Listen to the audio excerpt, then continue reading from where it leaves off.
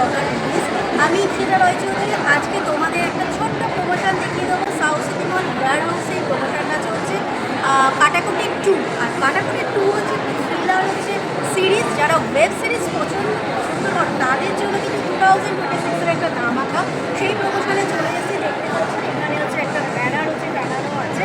তো চলো কি মানে কারা কারা আছে আর এখানে কীরকম এই কোনটায় আছে সবটা নিয়ে আজকে ব্লগটা শুরু করা যাক। দেখতে থাকো, সাবস্ক্রাইব করো কলকাতা ব্লগার নিউজকে, আর পাশে থাকবে সাথে। আমরা চলে এসেছিলাম কাটাকুটি ট্যুর প্রমোশনে, মানে ট্রেলার লঞ্চে সাউথ সিটি মল ওয়্যার হাউসে, যার ট্রেলার এখানে কিন্তু কিছুটা ওয়্যার হাউস ক্যাফেটেরিয়ায় কিন্তু স্ক্রিনের মাধ্যমে দেখানো হয়েছিল। চলো ট্রেলারটা তোমাদের সাথে একটু শেয়ার করে দিই যে এই সিরিজটা কাটাকুটি 2 কী রকম হয়েছিল, আর যে ব্লগের মাধ্যমে তুলে ধরবো সিরিজে কীরকম ধরনের হয়েছিল এই সিরিজটা, আর যে সমস্ত তারকারা চরিত্র করেছিল তাদের কিন্তু ইন্টারভিউ বাইটে তোমরা এই ব্লগের মাধ্যমে দেখবো। দেখতে থাকো ব্লগটা। ভালো লাগলে অবশ্যই লাইকস করে কমেন্ট করো কীরকম হয়েছে ট্রেলারটা, কতটা ইন্টারেস্টিং সেটাই কিন্তু কমেন্ট বক্সে অবশ্যই তোমরা জানাবে। তার প্রমোশনেই আমরা কিন্তু চলে এসেছিলাম। চলো দেখতে থাকো।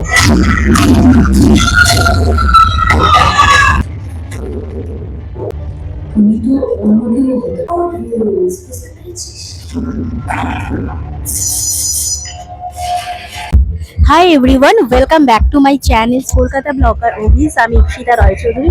আজকে চলে এসেছি, দেখতে পাচ্ছ এটা কিন্তু কাটাকুটি 2 এর হচ্ছে ব্যানার। তো সেটার হচ্ছে প্রমোশনে চলে এসেছি, তোমরা দেখো। আর এটা আমাদের হচ্ছে আমাদের প্রিয় সাউথ সিটি হচ্ছে মল, তার ওয়্যার হাউস ক্যাফে। এটা আজকে প্রমোশনের জন্য ট্রেলার হচ্ছে লঞ্চ। তো আসতে চলেছে ক্লিক বলে যে অ্যাপসটা আছে সেটা তোমরা ডাউনলোড করো, সাবস্ক্রাইব করো, তাহলেই তোমরা কিন্তু এই কাটাকুটি 2 সিরিজটা দেখতে পারবে। কাটাকুটি 1 যারা দেখেছো আশা করছি তাদের জন্য খুবই এক্সাইটেড। একটা কাটাকুটি পার্ট 2 চলে এসেছে। আর যারা যারা এখানে যে সমস্ত তারকারা, নতুন তারকাও আছে, তাদের হচ্ছে ছোট ছোট হচ্ছে ক্লিপ তোমরা আমার এই ব্লগের মাধ্যমে তুলে ধরবো। তো দেখতে থাকো। আর এইরকম ধামাকা ধামাকা খবর কিন্তু তোমরা পেয়ে যাবে কলকাতা ব্লগার অভিস। আমার চ্যানেল সাবস্ক্রাইব করে রাখো। নেক্সট ব্লগে আবার নতুন কিছু দেখা হচ্ছে। প্রথমে আপনার নামটা জানতে চাই। শাওন। আর চরিত্রে কি নামে আছে? চরিত্রটার নাম ধ্রুবজ্যোতি মিত্র। আচ্ছা, তো এই সিনেমাটার জন্য কাটাকুটি 2 এর জন্য দর্শকদের আর চ্যানেলের জন্য ছোট্ট একটা SMS। এটা থ্রিলার, সাইকোলজিক্যাল থ্রিলার, কিন্তু টিপিক্যালি তৈরি করা একটা থ্রিলার নয়। তার স্টাইলাইজেশন, তার ক্যারেক্টারাইজেশন, এই প্রত্যেকটা জিনিস মিলিয়েই এটা প্রচণ্ড ইন্টারেস্টিং একটা বিষয় হয়ে দাঁড়াচ্ছে। আমার কাছে অন্তত তাই মনে হয়েছে, এবং আমার মনে হয় অডিয়েন্সেরও ভালোই লাগবে। অডিয়েন্সের এক্সাইটেড হওয়ার যথেষ্ট, মানে আমি যখন স্ক্রিপ্ট পড়েছি, যখন অভিনয় করেছি, সেইখান থেকে আমি তো অডিয়েন্সও সেই জায়গা থেকে আমি অডিয়েন্স হিসেবে যথেষ্ট এক্সাইটেড হবো এরকম একটা কাজ দেখার জন্য। আর এই কাটাকুটি 1 আর 2 এর মধ্যে কি ডিফারেন্স আপনার মানে দেখা আছে? মানে কাটাকুটি 1টা গল্প কমপ্লিটলি আলাদা গল্প, দুটোর মধ্যে কম্পেয়ার না করাই ভালো। দুটো কমপ্লিটলি আলাদা গল্প। ঠিক আছে, ওকে, থ্যাংক ইউ। আমি জানতে চাই এই মানে সিরিজে কাটাকুটি 2 এ তোমার নামটা।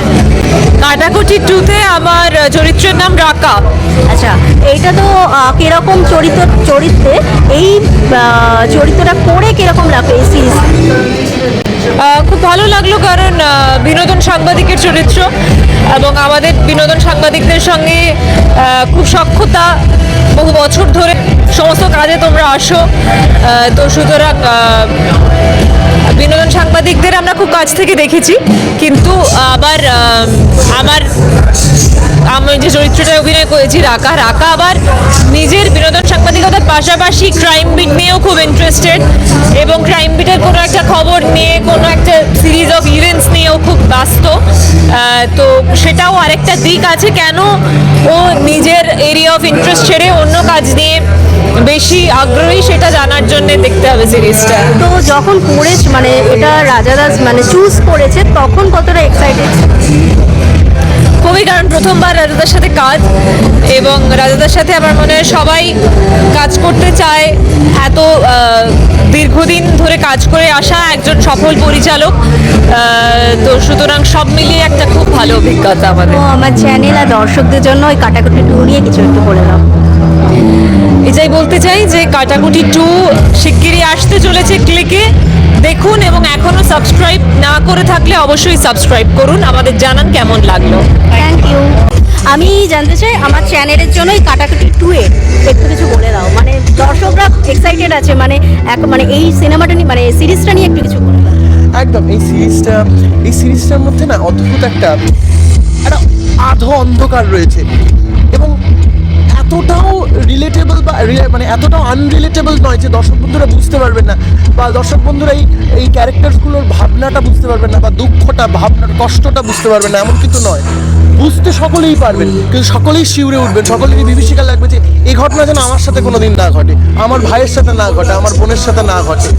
এটা কিন্তু প্রত্যেকের মাথার ভিতরে আসে, এবং দর্শককে এটা এই ওয়েব সিরিজটা ভাবতে বাধ্য করবে বলে আমার মনে হয়, এবং সেটাই আমাদের পাওনা। যদি আমরা দর্শকের মধ্যে একটু অ্যাওয়ারনেস তৈরি করতে পারি যে বলুন, এরকম কোনো ঘটনা ঘটে থাকলে বলুন, এই অ্যাওয়ারনেসটা ছড়িয়ে যায়, এবং একটা হারমোনিয়াস সোসাইটির মধ্যে আমরা বসবাস করি। এটা যদি আমরা এই যে মানে এখানে যে মিউজিকটা দিয়েছো, কি মনে করে এই টাইপের মিউজিকটা দিয়েছো, মানে একটা থ্রিলার ব্যাপার আছে।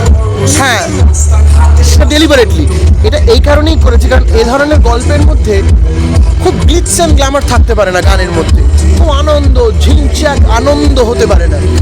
কিন্তু আমি কিন্তু গানটা হাসতে হাসতে গাইছি কারণ এগুলো একটা দীর্ঘ নিঃশ্বাসের হাসি, তো তার মধ্যে একটা ডার্কনেসও আছে, তার মধ্যে একটা সার্কাজমও রয়েছে, যে মানুষকে তুলে ধরার চেষ্টা, যে এ ধরনের ঘটনা যাতে আপনার সাথে না ঘটে, সেই জায়গাটা আমি গানের মধ্যে তুলে ধরেছি, যেটা আমার বাবা ধরুন ডিরেক্টোরিয়ালি তুলে ধরেছে, সেটা আমি মিউজিকের মধ্যে দিয়ে তুলে ধরেছি। এবং সবথেকে চমকপ্রদ ঘটনা হচ্ছে এই গানটার মধ্যে আমার বাবা র্যাপ করেছে, this is the first time, সেটা আমাকে যেটা বাড়তি পাও না, এবং জানি যে দর্শক বন্ধুদের কেমন লাগবে।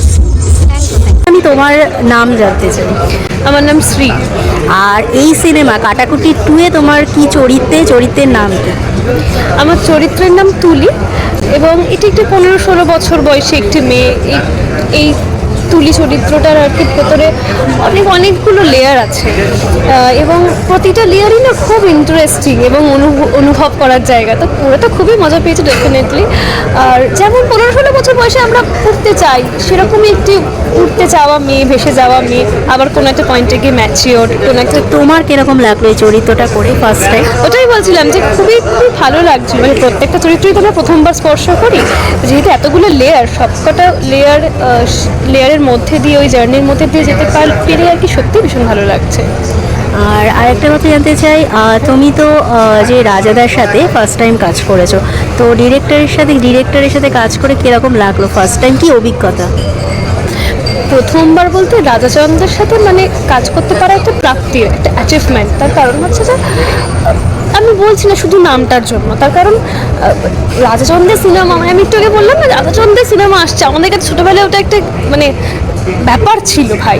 তো সেইখানে সেটা যেমন সত্যি, কিন্তু রাজাদা যেভাবে অ্যাক্টরদের টাইম দেয়, যেভাবে যত্ন নেন, এবং যেভাবে জার্নির মধ্যে দিয়ে আমরা ফ্লোরে খুব কম টাইম পাই, তার মধ্যেও অ্যাক্টরদের টাইম দেওয়া, তাকে ওই জার্নিটার মধ্যে দিয়ে নিয়ে যাওয়া, এটা সত্যি একটা অ্যাক্টরের মানে প্রাপ্তি, যে এরকম একজন ডিরেক্টরের সঙ্গে কাজ করতে পারা। আর দর্শকদের জন্য এই সিনেমাটার জন্য একটা ছোট্ট মানে SMS করে দাও দর্শকদের জন্য।